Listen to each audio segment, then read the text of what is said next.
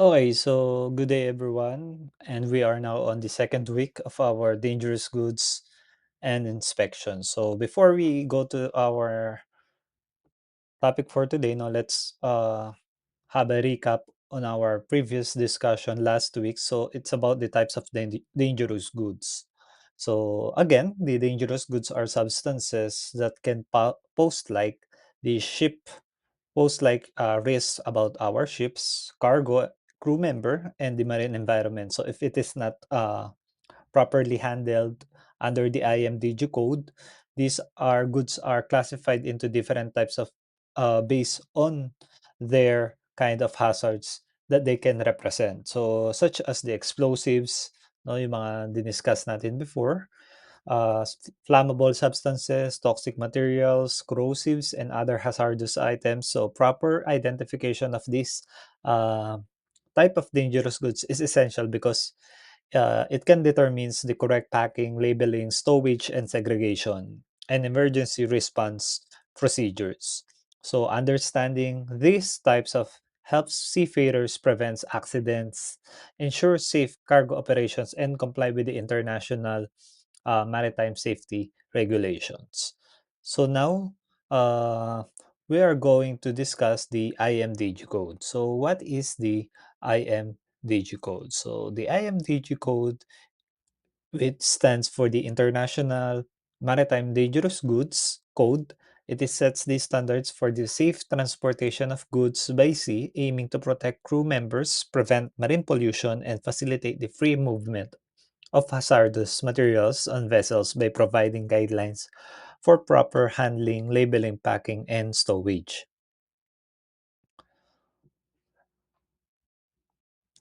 So by the way, no, this International Maritime Dangerous Goods Code and the International Maritime Solid Bulk Cargoes Code, or the IMSBC code, these two codes are very important for us future deck officers because this guide us on how to safely carry dangerous goods and bulk cargoes on board ships, so protecting lives and the vessel itself and the marine environment. So for our learning objectives is to explain the use of the IMDG and the IMBC code in relation to the carriage of dangerous cargoes. By the end of our lesson, you should understand when to apply each code and to compliance with the critical during the cargo operations. So again, the what is the IMDG code? So the IMDG code sets international rules, no, for transporting dangerous goods by sea. Again, you're transferring dangerous goods by sea, no, using the vessel itself. So its main goal is and safely and safety of the crew, the main ship, and the environment.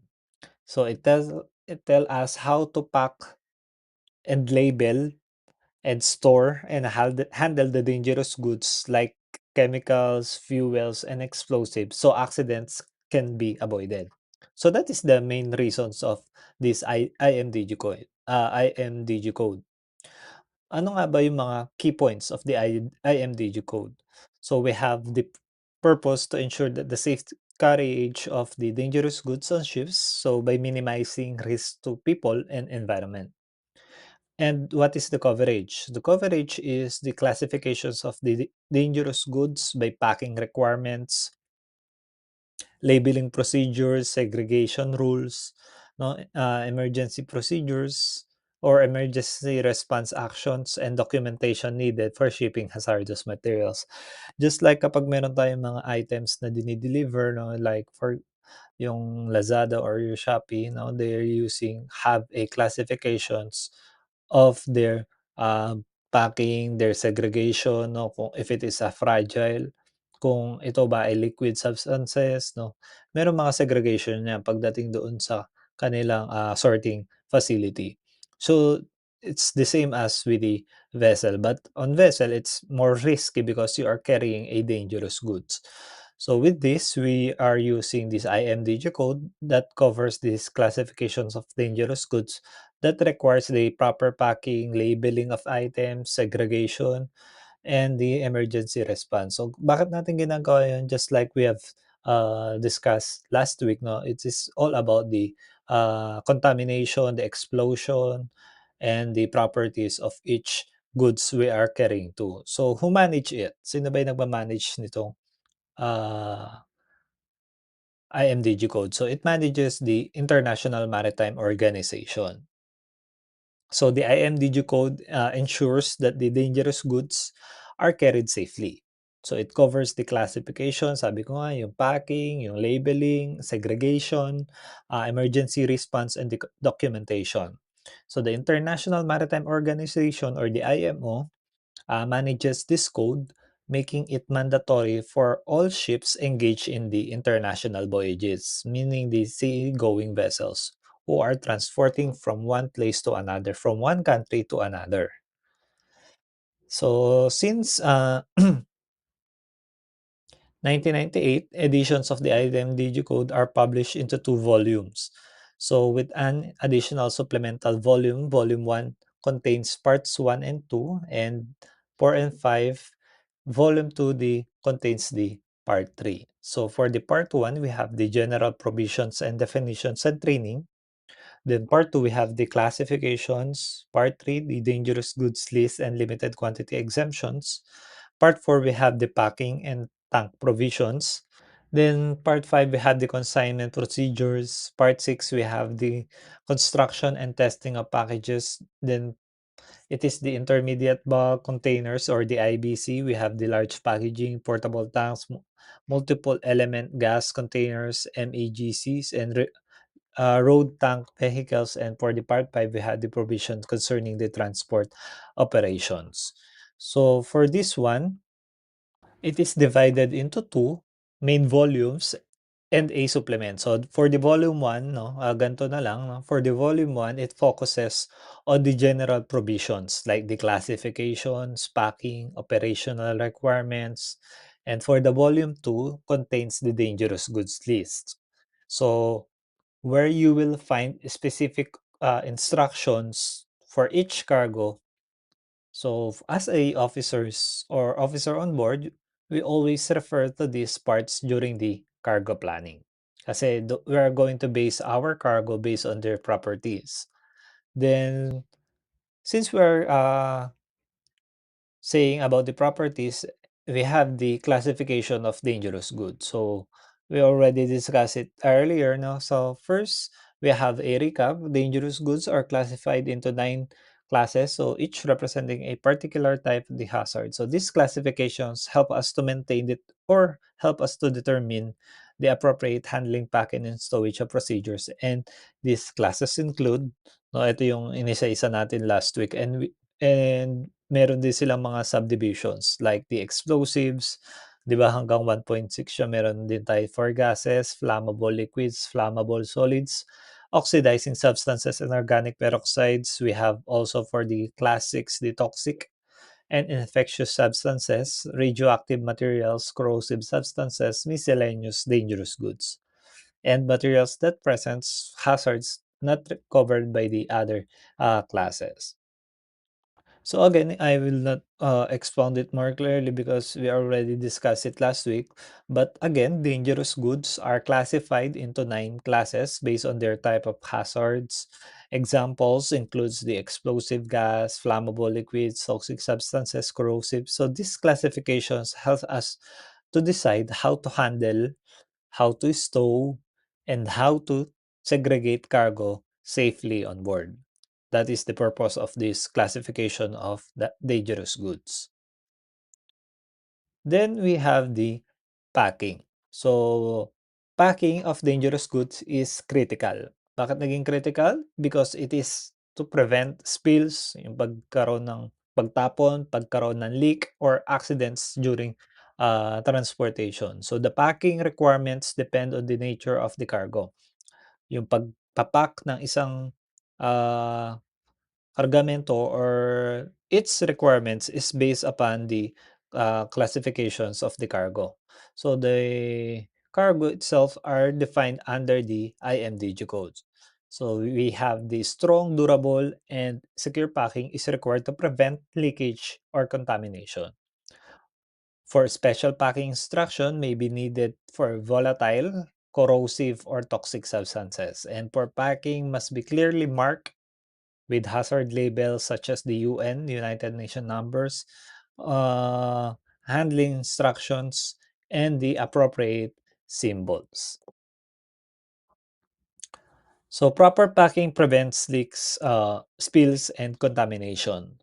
Then the IDMDG code requires strong and secure packing depending on the cargo type. So for example, yung corrosive substances need special containers, and all the packages must be properly marked and labeled.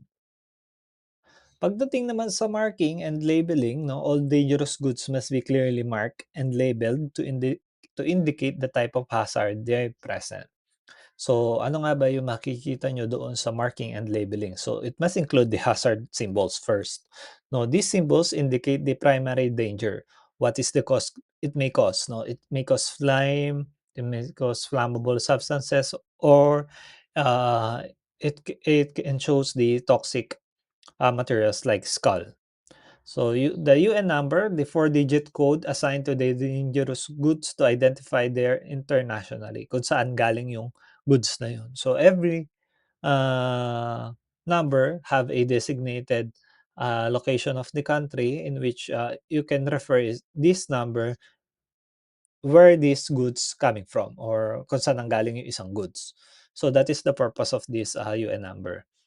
And for the proper shipping name, a clear and standardized name for the cargo, like for example, the petrol, no, that is the brand name, and their handling instructions. So for information on safe handling precautions and emergency measures in case of accident. Then for marking and labeling, no, allow the crew member and the emergency responders to immediately identify the hazard. So labels shows the hazard symbols and the UN numbers. So proper shipping names and handling instruction. This is very important during the emergencies like fire and cargo damage. Then sabi ko nga kaya tayo gumawa ng emergency drills activity last week, no, because in case of the emergency or any kind of disasters on board, what we're going to do and who is the responsible persons we're going to call with. And kahit na hindi tawagan, dapat you are keen to know what's your duties and responsibilities during the emergency on board. Then we have the documentation. For our documentation, dangerous cargo must be accompanied by a proper documentation to provide detailed information about the cargo's nature and potential hazards and the emergency measures. So, dangerous goods declaration. So, we call it DGD, a mandatory document outlining the details of the cargo. Ano ba yung uh, classifications niya, yung handling instructions, and the emergency contact information. Basically, you're going to just know how to take care of this cargo, no? Kung paano siya i-classify, ano yung details niya, and how to what is the handling instruction of this cargo. And also we have the MSDS. So for certain goods, particularly chemicals, MSDS provide further information on safe handling and emergency measures. So for our documentation, dangerous goods cannot be loaded without proper documents. Kailangan kumpleto yung documents nyo, and the dangerous goods declaration give us the complete details about the cargo. So while the MSDS naman, it explains safety measures and the emergency actions, as deck officers checking the documents is part of our responsibility before loading the cargo. Then if the document is not complete, we should not accept the cargo, no? Because after all, kapag in-accept natin yan, no, if there's a lapses natin yan, if there's anomalies between the cargo, we are going the one to uh, tayo yung mapapagalitan ni kapitan, kasi it is our responsibility to check all of the cargos that we are going to accept during the operation. Then we have the stowage and segregation. So, under this stowage and segregation, dangerous goods must be stowed in a specific areas of the vessel to prevent accidents and avoid reactions with the incompatible cargoes. So, dangerous goods, we have this segregation. Certain dangerous goods must be stored separately from each other. So, flammable liquids should not be stored near the explosives kasi it can cause explosion. Then, proper ventilation for some cargoes like self-heating materials require a adequate ventilation to prevent the risk of combustion or gas buildup. Kasi kung walang ventilation around the place in which you're going to store the items, no, they're going to have a risk for combustion or the gas may reach its gas content inside the storage or the place you're going to store. Then, if there's no ventilation itself, magkakaroon tayo ng uh, explosion. So, proper ventilation must be observed. Then, pagdating naman sa stowage plan, ships carrying dangerous goods are required to have a detailed stowage plan that outlines the locations and the arrangements for the dangerous goods. So, basically, dangerous goods must be stowed correctly to avoid reactions. Some cargoes cannot be placed near each other, like the flammable liquids and explosives. So, proper ventilations and an accurate stowage plan help prevent fires, explosion, or gas buildup. Then we have the handling procedures. For the handling procedures of cargo must follow the strict guidelines to ensure the safety of the crew, ship, and cargo. So this includes the training of personnel. So crew members must be trained in recognizing, handling, and responding to dangerous goods situations. Also use a safety equipment.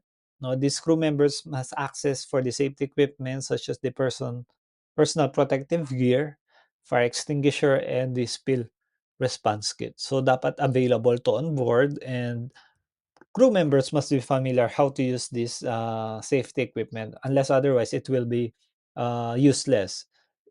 If you got it on board but you don't know how to use it, useless lang yung ating safety equipment. And we have the proper handling techniques. So avoid sharp impacts, keeping goods secure, and preventing exposure to extreme temperature. So handling dangerous cargo requires training personnel and correct equipment. Then crew member must wear PPE, no, it must be all the time. Using proper lifting methods and avoid rough handling, this reduces the risk of the injury of cargo damage and also shipboard accidents. Then we have the emergency procedures. So in the event of accident involving the dangerous goods or clear emergency procedure must be followed. So this includes the firefighting, no? Ito yung kasama sa ating emergency drills, no? We must have the firefighters. So specific techniques for dealing with the fire caused by the hazardous materials using foam or flammable liquids. So spill response, measures to contain the or neutralize the spills such as the absorbent or the materials or the special containment systems. And also we have the evacuation plans. So procedures for evaluating the ship's crew in case of dangerous goods emergency, such as the exposure to the toxic fumes. So in case of fire, spill, or gas leak, no, crew must follow emergency procedures. So this includes the using correct firefighting methods, containing how to contain spills, and evacuating if necessary. So familiarity with the emergency response guide in the IMDG code can save lives. No, kaya dapat you are familiar and you are equipped when you are on board. Kasi mahirap na you cannot say when or where the emergency will going to happen. Then we have the environmental considerations. So ensuring the dangerous goods do not cause environmental harm is the key aspect of their transport. So this includes the prevention of pollution, so strict protocols to avoid spills into the ocean or air contamination. Again, we have the MARPOL, no, baka makakalimutan nyo. That's why we're going to uh, prevent marine pollutants. So, hazardous cargo disposal guidelines for the safe disposal of any damaged or the expired dangerous goods. Again, by protecting the marine environment is a major concern for the IMDG code because it helps to prevent pollution by ensuring hazardous cargoes are safely handled and disposed of properly, and any spill at sea can cause serious environmental damage. Then we have the regulatory compliance. Ano ba yung mga regulatory compliance natin? First, we have the IMDG code. This is the International Maritime Code designed to ensure that dangerous goods are carried safely by sea. And it covers also the aspects of dangerous goods transferred from classification to stowage and emergency response. Then we have the IMSBC code. So the IMSBC code, this code is applied significantly to solid bulk cargoes, including some of the dangerous goods like the coal, the certain ores or tin. And we have the national regulations. So in addition to the international codes, countries may have, or different countries may have their own uh, specific rules kasi every country have a different types of climate, and we must consider their climate, and that climate magkakaroon ng specific rules regarding the carriage of cargo in which may be adhered during the transport process kasi nakabase din sa climate kung paano nyo i-handle yung isang kargamento. So under this regulatory compliance with the IMDG code is a mandatory. It is under the international law for solid bulk cargos. The IMSBC code applies. So additionally, this must also follow the national regulations depending on on the port of country that you are operating in. Then we have the special cargo considerations. So for some cargos, need require additional precautions or special handling techniques. Just for example, the radio wave materials.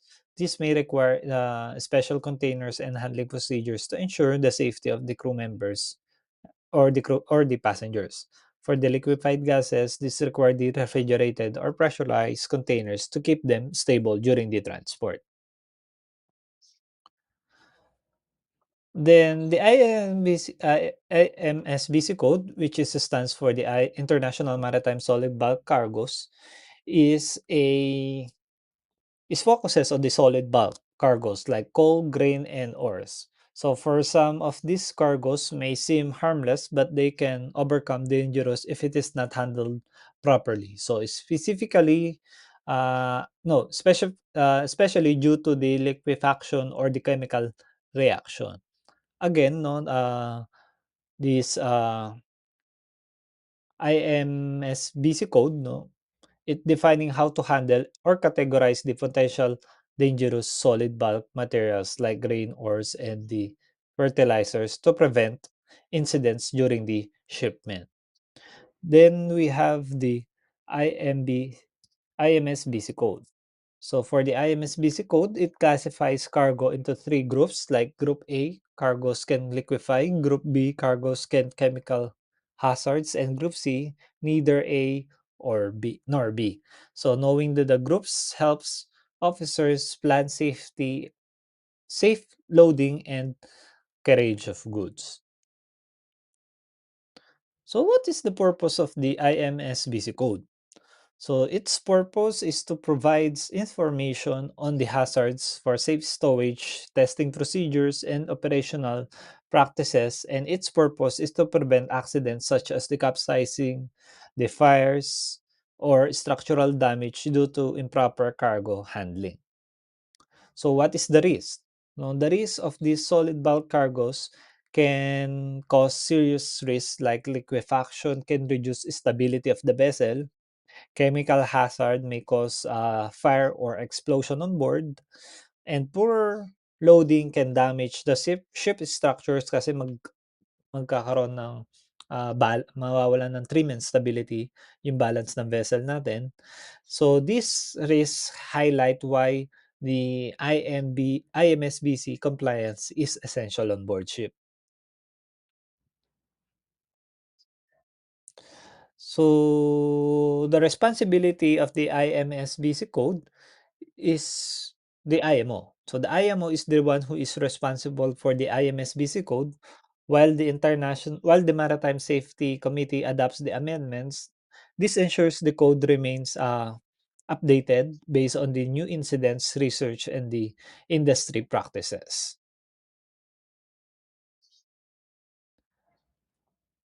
Again, so before we end the topic, no, to conclude the discussion, the IMDG and the IMBC codes are vital tools for the maritime safely. So as future seafarers like you, no, understanding and applying these codes is part of the professional duties.